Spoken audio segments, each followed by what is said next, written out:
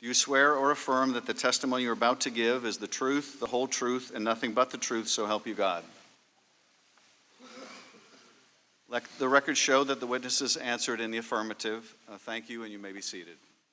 Based on questions and statements I have heard, some of you on this committee appear to believe that Russia and its security services did not conduct a campaign against our country, and that perhaps, somehow, for some reason, Ukraine did.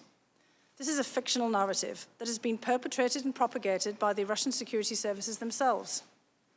The unfortunate truth is that Russia was the foreign power that systematically attacked our democratic institutions in 2016. This is the public conclusion of our intelligence agencies, confirmed in bipartisan congressional reports. It is beyond dispute, even if some of the underlying details must remain classified. The impact of the successful 2016 Russian campaign remains evident today. Our nation is being torn apart. Truth is questioned. Our highly professional and expert career foreign service is being undermined. US support for Ukraine, which continues to face armed Russian aggression, has been politicized. The Russian government's goal is to weaken our country, to diminish America's global role, and to neutralize a perceived US threat to Russian interests. President Putin and the Russian security services aim to counter US foreign policy objectives in Europe, including in Ukraine, where Moscow wishes to reassert political and economic dominance. I say this not as an alarmist, but as a realist. I do not think long-term conflict with Russia is either desirable or inevitable. I continue to believe that we need to seek ways of stabilizing our relationship with Moscow, even as we counter their efforts to harm us. Right now, Russia's security services and their proxies have geared up to repeat their interference in the 2020 election. We are running out of time to stop them. In the course of this investigation, I would ask that you please not promote politically driven falsehoods that so clearly advance Russian interests.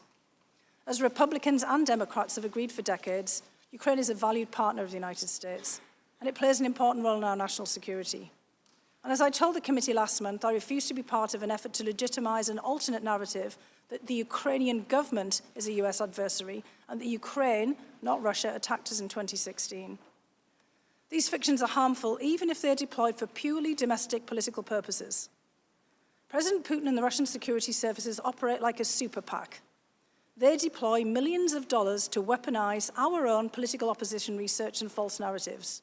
When we are consumed by partisan rancor, we cannot combat these external forces as they seek to divide us against each other, degrade our institutions, and destroy the faith of the American people in our democracy.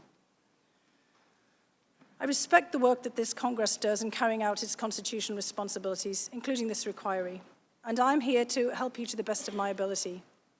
If the President or anyone else impedes or subverts the national security of the United States in order to further domestic political or personal interests, that's more than worthy of your attention. But we must not let domestic politics stop us from defending ourselves against the foreign powers who truly wish us harm.